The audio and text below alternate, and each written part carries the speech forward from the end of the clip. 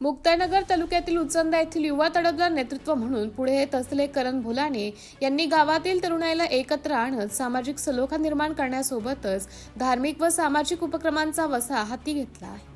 आपल्या कुटुंबाला लाभलेला नवनाथ पंथांचा वारसा जोपासत नवीन पिढीमध्ये धार्मिक आणि सामाजिक संस्कार रुजवण्याचं काम ते सातत्याने करीत आहेत। करण भोलाणे यांनी गावातील लहान गोपालांसह तरुणांना विविध सामाजिक व धार्मिक उपक्रमांमध्ये सहभागी करून घेत एकोपा निर्माण करण्याचा प्रयत्न केला आहे। नुकत्याच झालेल्या त्यांच्या वाढदिवसानिमित्त अनावश्यक खर्चाला फाटा देत त्यांनी सामाजिक बांधिलकी जपण्याचा निर्णय घेतला।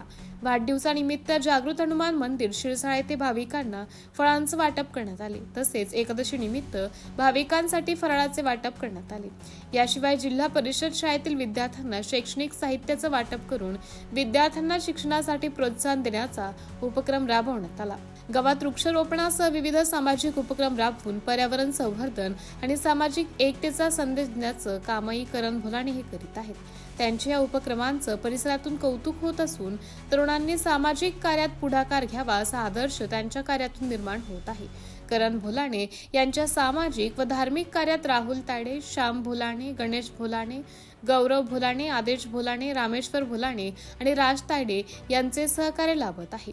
तरुणाईला सकारात्मक दिशा देत सामाजिक सलोखा, धार्मिक संस्कार आणि समाजसेवेचा संदेश देणारे करण भोलाणे यांचे कार्य भविष्यातही अधिक व्यापक होईल अशी अपेक्षा व्यक्त होत आहे।